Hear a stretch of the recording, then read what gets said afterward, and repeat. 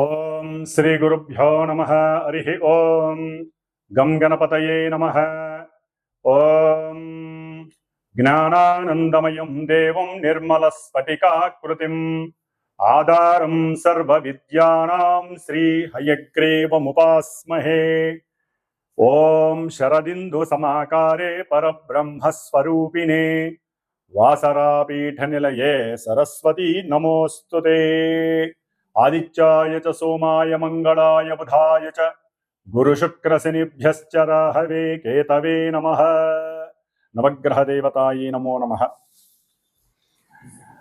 ఈ రోజున వీక్షించేటటువంటి నవగ్రహ భక్తులందరికీ కూడా నవగ్రహ సమాచార విషయంలో మరి ఈ రోజున మనం తెలుసుకోబోయేటటువంటి విషయం ముఖ్యంగా మిథున రాశిలో జూన్ 15వ తేదీన మృగశిర నక్షత్రంలో అడుగుపెట్టినటువంటి సూర్య భగవానుడు, అందులో ఆల్రెడీ మనకి పోయిన నెల మే 14వ తేదీ నుంచి కూడా శుభప్రదాత అయినటువంటి దేవతలకి ఆది గురువు అయినటువంటి గురువు అనగా బృహస్పతి, ఈ యొక్క గ్రహము మిథున రాశిలో ఆల్రెడీ నెల రోజులు బట్టి కూడా సంచారం గావిస్తూ, ఈ సూర్య భగవానుడు ఎప్పుడైతే జూన్ 15వ తేదీన అడుగు పెట్టాడో ఆ రాశిలోకి, అప్పటి నుండి కూడా గురుమూఢమి అనగా ఆయన అడుగు పెట్టడానికి కొన్ని రోజుల ముందే ఆ సూర్యుని యొక్క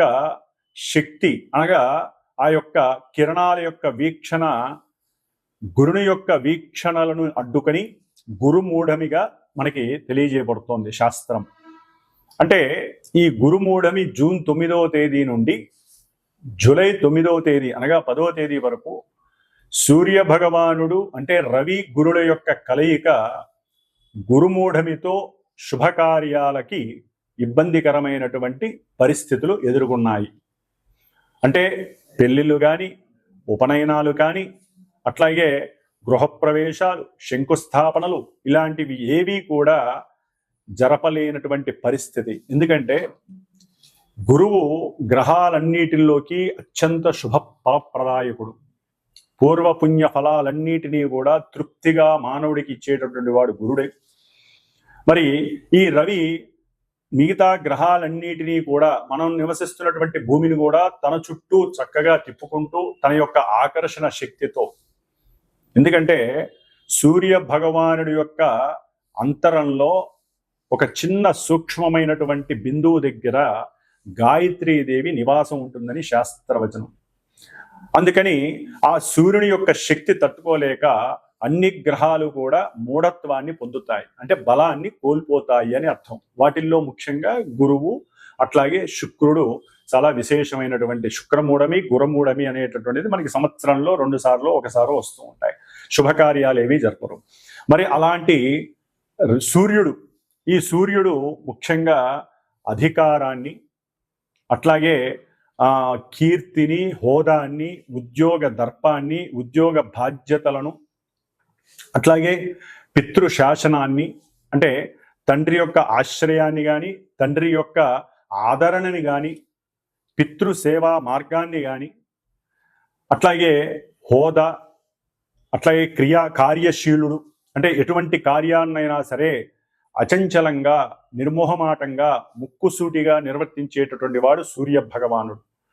కాబట్టి ఈ అధికారానికి ప్లస్ మనకి అంతరిక్షంలో గ్రహాలన్నిటికీ రారాజైనటువంటి ఈ సూర్య భగవానుడు ధనాన్ని, కుటుంబ సౌఖ్యాన్ని, సంతాన కారకత్వాన్ని, వివాహ యోగ్యతలని, అట్లాగే సనాతన సాంప్రదాయాలను, గౌరవాన్ని, ఏ విషయాన్నైనా సరే అఖండంగా వృద్ధిని చేసేటటువంటి ఈ గురువు అనగా బృహస్పతి గ్రహము, ఈ 2 గ్రహాలు కూడా మనకి మేషరాశి నుంచి 3వ స్థానమైనటువంటి విక్రమ స్థానము, పరాక్రమ స్థానము అంటారు.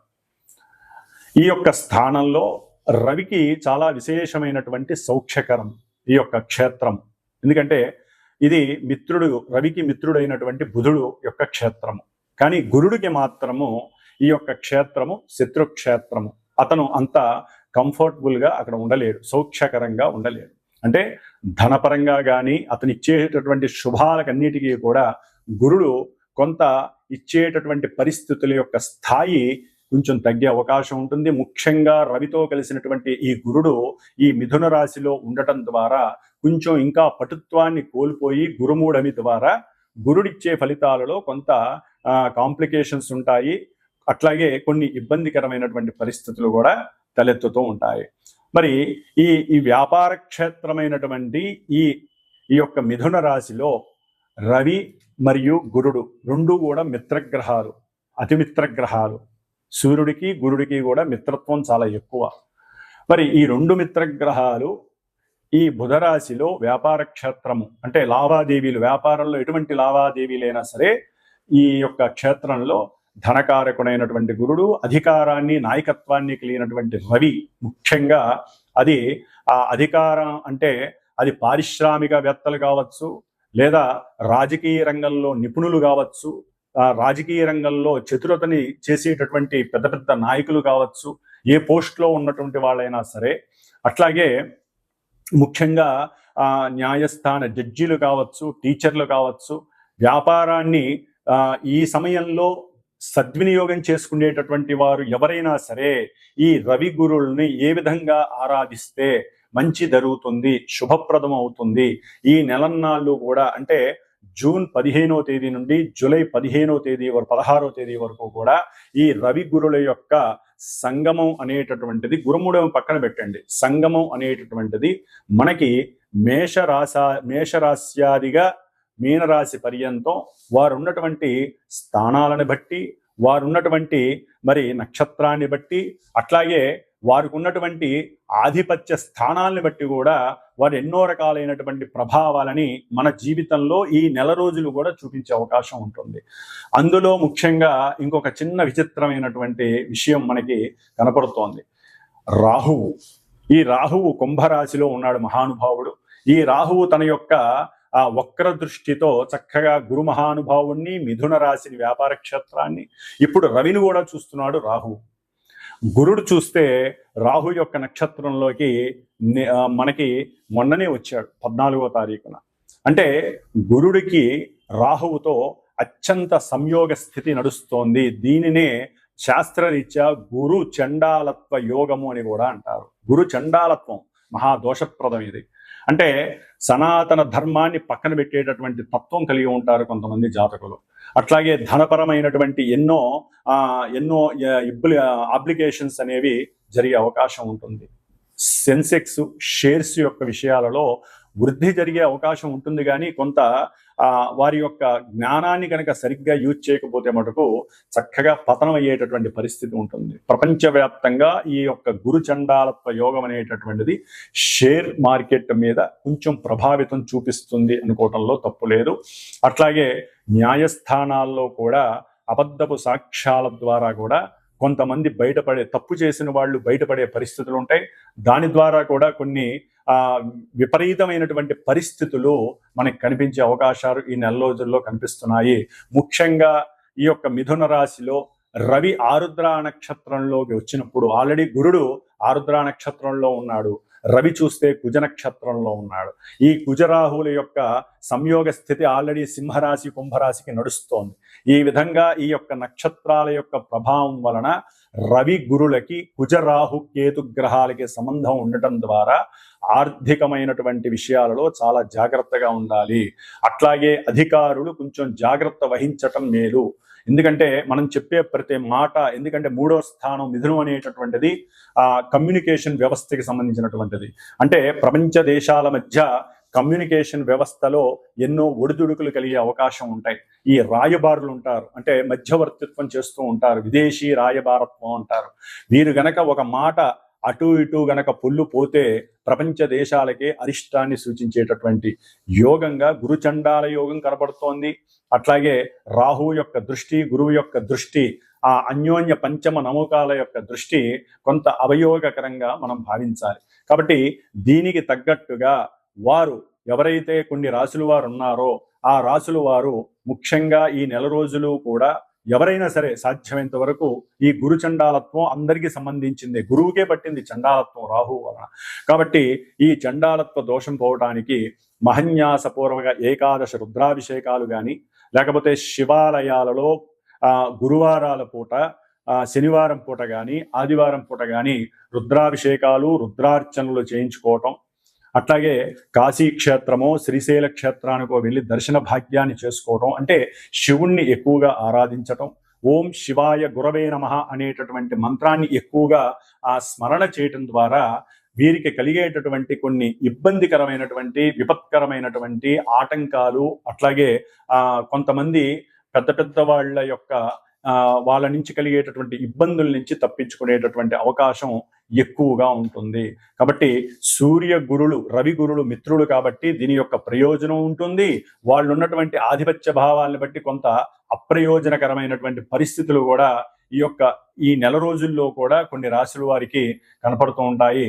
కాబట్టి మేషరాశి నుంచి మీనరాశి వారి వరకు ఏ రాశుల వారికి ఈ రవి గురులు ఇక్కడ ఉండటం ద్వారా శుభాలు జరుగుతాయి, కొంతమందికి ఇబ్బందులు కలుగుతాయి అనేటటువంటి విషయాన్ని మనం చక్కగా తెలుసుకోగలిగితే గనక దానికి తగ్గట్టుగా పరిహారం ఆచరిస్తూ, సింపుల్ పరిహారాలు ఆచరిస్తూ మనం ఈ నెల రోజులు ఈ 2 గ్రహాలు ఇచ్చేటటువంటి ఫలితాలని ఆస్వాదిస్తూ మనం చేసుకునేటటువంటి చిన్న చిన్న పరిహారాల ద్వారా చక్కటి ప్రయోజనాన్ని అట్లాగే రవి ఆత్మశక్తిని ప్రబోధిస్తాడు. అంటే ఆత్మశక్తి ఎక్కడా కూడా నెగ్లెక్ట్ చేయడు. అంత ప్రణాళికల ద్వారా గురుడు కూడా ప్రణాళికాబద్ధంగా చక్కటి లోక జ్ఞానాన్ని ఆస్వాదించి ఆ లోక జ్ఞానాన్ని తను స్వీకరించి వెదజల్లుతూ ఉంటాడు. కాబట్టి ఇప్పుడు కొంచెం బలహీనంగా ఉన్నాడు కాబట్టి గురుడికి ఏం చేయాలో కూడా మనం చూద్దాం.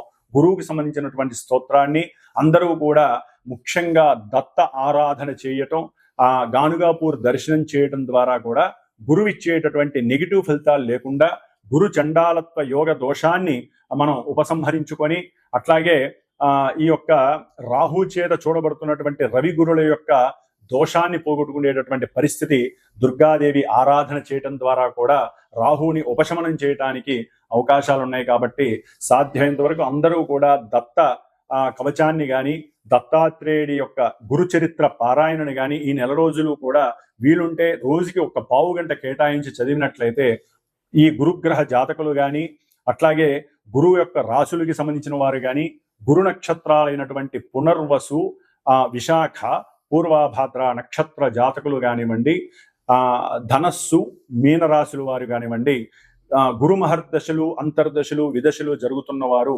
జన్మలగ్న రీత్యా ఉన్నటువంటి పరిస్థితులను బట్టి ఈ గోచారంలో వారికి కొన్ని ఇబ్బందులు కలగడానికి అవకాశం ఉంటాయి. కొంతమందికి అదే అనుకూలమైనటువంటి పరిస్థితులు కూడా కలుగుతాయి. ఏదేమైనప్పటికీ గోచారం అనేటటువంటిది ఒక సూచన మాత్రమే తెలియజేస్తుంది. జన్మజాతకం అనేటటువంటిది దశలు, అంతర్దశలు, మనం పుట్టినప్పుడు ఉన్నటువంటి ఆ యొక్క గ్రహాల యొక్క స్థితిగతులు, అవి ఉన్నటువంటి నక్షత్రాలని బట్టి అవి ఆడేటటువంటి ఆటలో ఈ యొక్క గోచారంలో మనం పావులం అవుతాము. కాబట్టి అప్పుడు జరిగేటటువంటి సిచ్యువేషన్స్ అన్ని రాసి పెట్టుంటాయి. కాబట్టి గోచారంలో అవి ఏ విధంగా జరుగుతాయి, వాటికి గురువుల ద్వారా అంటే మా ద్వారా సూచించబడినటువంటి పరిహారాలను ఏ విధంగా ఆచరించాలి, వేద మంత్రాలని మనం పట్టుకొని వేలాడాల్సిందే. వేద మంత్రోక్తంగా మాత్రమే గ్రహాలని ఉపసంహరించుకోవాలి. అంటే గ్రహాలు ఇచ్చేటటువంటి నెగిటివ్ రూల్స్ని, నెగిటివ్స్ని కూడా మనం పారద్రోలుకోవాలని వేదశాస్త్రం చెబుతోంది. కాబట్టి శాస్త్రంలో ఈ యొక్క జ్యోతిష్య శాస్త్రం కావచ్చు, మంత్రశాస్త్రం, ఇవన్నీ కూడా అనుసంధానం కలిగి అన్నీ కూడా మన యొక్క రక్షణ కోసమే మన యొక్క ఋషులు కానీ, పూర్వీకులు కానీ, దైవం కానీ మనకి ప్రసాదించినటువంటి వరాలుగా అందరూ తెలుసుకోవాల్సినటువంటి విషయం. కాబట్టి ఇప్పుడు మనకి మేషరాశి నుంచి మీనరాశి వరకు ఏ విధంగా మనకి రవి గురుల యొక్క అనుకూలతలు, ప్రతికూలతలు ఉంటాయో తెలుసుకుందాం. వృశ్చిక రాశి వారికి జూన్ 15వ తేదీ నుండి జూలై 16వ తేదీ వరకు కూడా ధన పంచమాధిపతి అయినటువంటి అత్యంత శుభుడైనటువంటి ఈ యొక్క రాశి వారికి శుభప్రదాత అయినటువంటి బృహస్పతి అనగా గురుడు అష్టమ భావంలో ఉంటూ చతుర్థంలో ఉన్నటువంటి రాహు యొక్క నక్షత్రంలో ఉండటం, అలాగే దశమాధిపతి అయినటువంటి కర్మస్థానాధిపతి, ఉద్యోగ స్థానాధిపతి అయినటువంటి ఆరోగ్యకారకుడైనటువంటి రవితో కలిసి వృశ్చిక రాశి వారికి అష్టమంలో ఉన్నటువంటి రవి గురుల యొక్క ప్రతికూలత వీరిని ఇబ్బందులకి గురి చేస్తుందని చెప్పుకోవాలి. రవి ఆత్మకారకుడు, పితృకారకుడు, ఉద్యోగకారకుడు. అంటే వీరికి ఆత్మ న్యూనతాభావం. ఏ పని చేసినా అది ఉద్యోగంలో కావచ్చు, ప్రయాణాదుల్లో కావచ్చు, తండ్రితో మాట్లాడుతున్నప్పుడు కావచ్చు, ఎవరితోనైనా చర్చించేటప్పుడు కావచ్చు, చివరికి కుటుంబ సభ్యులతో కానీ పిల్లలతో మాట్లాడేటప్పుడు తెలియని భయము, ఆందోళన. ఏం జరుగుతుందో, ఏది మాట్లాడితే ఏమవుతుందో అనేటటువంటి పిరికితనం అనేటటువంటిది కలుగుతుంది. లేదా ఏదైనా అకస్మాత్తుగా ఆ మాటలతో ఏదైనా కుటుంబం చీలిక వస్తుందేమో అనేటటువంటి భయము ఈ వృశ్చిక రాశి వారికి, ముఖ్యంగా వృశ్చిక రాశి వారిలో ఉన్నటువంటి తండ్రికి కలగటానికి అవకాశం ఉంటుంది. అట్లాగే వృశ్చిక రాశి వారికి చేస్తున్నటువంటి ఉద్యోగంలో ఆకస్మికంగా మార్పు కలగటానికి అవకాశం ఉంటుంది. ఇక్కడి నుంచి ఇంకో చోటకి ప్రయాణం కావాల్సింది వృశ్చిక రాశి వారికి. అది ఆకస్మికంగా జరుగుతుంది, ఏం కనపడదు. మళ్ళీ అక్కడ సమస్య ఏముండదు. చక్కగా ధనం వస్తోంది కదా, ఉద్యోగం నడుస్తోందిలే అనుకుంటారు. కాకపోతే పూర్వంలో ఎక్కడో తెలియని భయం లోపల వెంటాడుతోంది కొన్ని నెలల బట్టి. అది ఇప్పుడు పరిపక్వత కలిగి చిగురించి ఆ చిగురు కాస్త చిన్న ఫలం అయినట్టుగా, ఆ భయం కాస్త ప్రళయం అయినట్టుగా వృశ్చిక రాశి వారికి ఉద్యోగంలో స్వస్తి కలగటానికి అవకాశం ఉంటుంది. స్వస్తి అంటే పోవటానికి అవకాశం ఉంటుంది. పోతుందేమో అనేటటువంటి భయం కూడా కలుగుతుంది. దాని ద్వారా మరి కుటుంబం బయటపడుతుంది, ఆర్థికంగా చితికిపోతారు. అట్లాగే కొంతమందికి వృశ్చిక రాశి వారికి తండ్రి ద్వారా తన ఉద్యోగం నిలబెట్టుకోవడానికి కొంత ఆర్థిక సహాయం అడుగుతారు. నోరు తెరిచి సహాయం చేయమని అడుగుతారు వృత్తిలో నిలబడ్డానికి. కానీ ఆకస్మికంగా అప్పటిదాకా పాపం చేస్తాను అని అనుకుంటారు. తండ్రి కావచ్చు, కొడుకు కావచ్చు. తండ్రికి సహాయం ఏదో రకంగా కావచ్చు, అంటే తండ్రికి ముఖ్యంగా గృహ సంబంధిత విషయాల్లో కావచ్చు, లేకపోతే సంతానానికి ఉద్యోగపరమైనటువంటి విషయాల్లో కావచ్చు, లేకపోతే ఇల్లు కట్టుకోవడానికి కావచ్చు, ఏదైనా ఒక భూమి ఆల్రెడీ సగం అడ్వాన్స్ కట్టి ఉన్నాం, లేకపోతే కొంత టోకెన్ అడ్వాన్స్ ఇచ్చున్నాం, ఇంకా ఇది కూడా కట్టకపోతే మనకి ఫెయిల్యూర్ అయిపోతుంది, అది నష్టపోతాం అని చెప్పి చర్చించుకుంటారు. అయినా కూడా ఆగదది. చతుర్థంలో రాహువు అష్ట కష్టాలని పెడతాడు. ఈ రాహు గురించి ఎందుకు మాట్లాడుతున్నాం? ఈ రవి గురుడు అంటే ఈ నెల 22వ తేదీన దశమాధిపతి అయినటువంటి రవి అష్టమంలో ఉండటం కొంత ఇబ్బందికరం. అంటే గృహంలో మార్పు కలుగుతుంది, ఆకస్మికంగా చేసే ఉద్యోగంలో కాస్త ఇబ్బందులు కలుగుతాయి, ప్రయాణంలో అలసట కలుగుతుంది, శరీరంలో ముఖ్యంగా గొంతుకు సంబంధించి, భుజాలకు సంబంధించి, వెన్నుపూసకు సంబంధించి, జీర్ణాశయానికి సంబంధించి, లేదా ఛాతీ వ్యవస్థలో రక్త ప్రసరణకి సంబంధించి, కొన్ని నాడీ వ్యవస్థకి సంబంధించినటువంటి వ్యవహారాల్లో కానివ్వండి, లేకపోతే థైరాయిడ్ సమస్య ఉన్నటువంటి వారికి ఇంకొంచెం ఇబ్బందులు పెరిగి ధన నష్టం అయ్యేటటువంటి పరిస్థితులు కనబడుతున్నాయి, హాస్పిటల్స్కి వెళ్ళటం అట్లా. కాబట్టి అట్లాగే కోర్టు సంబంధిత వ్యవహారాలు, ఉద్యోగపరంగా ఎవరైనా కోర్టులో ఆశ్రయించి ఉంటే, అంటే వారికి సరైన న్యాయం జరగలేదని అంతకుముందు ఏమన్నా ఉంటే దానికి సంబంధించింది కూడా కొన్ని ఇబ్బందులు, దాని ద్వారా ప్లీడర్లకి, లాయర్లకి, లేకపోతే కొంతమంది జడ్జీలకి, ఏదో మధ్యవర్తుల ద్వారా, ఏజెన్సీస్ ద్వారా ధనాన్ని నష్టపోవటం కూడా జరుగుతుంది. ఏది వారు చేసే ఉద్యోగమో వ్యాపారమో నిలబెట్టుకోవడానికి.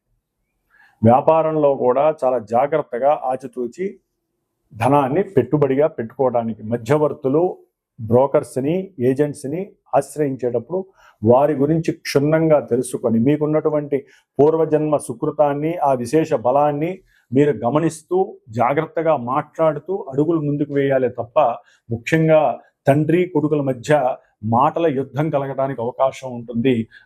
ముఖ్యంగా అది బంధువులకి సంబంధించి, అంటే బంధువులు ఉన్నవి లేనివి ఒకరి చెవిలో ఒకరికి వేయటం ద్వారా వీరిలో సరైనటువంటి మానవతలు నశించి, మానవతా గుణం కాస్త నశించి, ఒకరి మీద ఒకరికి అసహ్యపూరితమైనటువంటి కొన్ని మానసిక ప్రేరణలు జరిగి ఒకరికొకరు మాటలతో యుద్ధం చేసుకొని కుటుంబాన్ని కూడా చీల్చుకునే పరిస్థితికి వచ్చే అవకాశం వృశ్చిక రాశి వారికి ఉంది.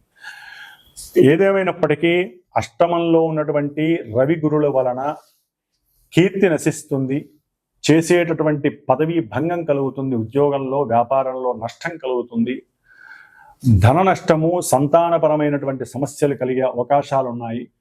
మీ మాట ఏదైనా సరే అవతల వ్యక్తులకి, అది తండ్రికి కావచ్చు, ఉద్యోగపరంగా కావచ్చు, వ్యాపారంలో కావచ్చు, అది నెగిటివ్ సెన్స్ని దారితీస్తుంది. దాని ద్వారా కూడా ధన నష్టం కలగడానికి అవకాశం ఉంది. కాబట్టి ఈ వృశ్చిక రాశి వారు అష్టమ రవి గురుల కోసం ఈ యొక్క నెలలో తప్పనిసరిగా ఒక 60 సార్లు ఆదిత్య హృదయాన్ని మాలాంటి బ్రాహ్మణుల చేత చక్కగా పారాయణ చేయించుకోండి. ఒక ఆదివారం పూట చక్కగా గోధుమ రవ్వ 6 కిలోలు దానం చేయండి.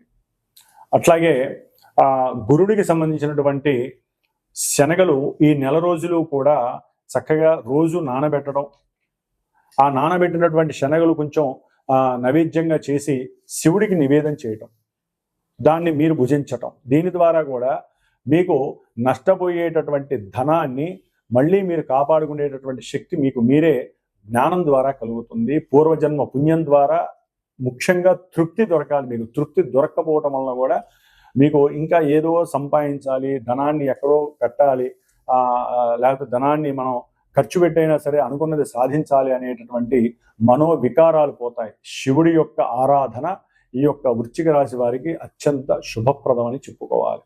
కాస్త భగవద్గీత చదివితే ఎలా ప్రవర్తించాలి, ఎవరితో ఎలా ఉండాలి అనేటటువంటి విషయ పరిజ్ఞానం మీకు అవగతం అవుతుంది.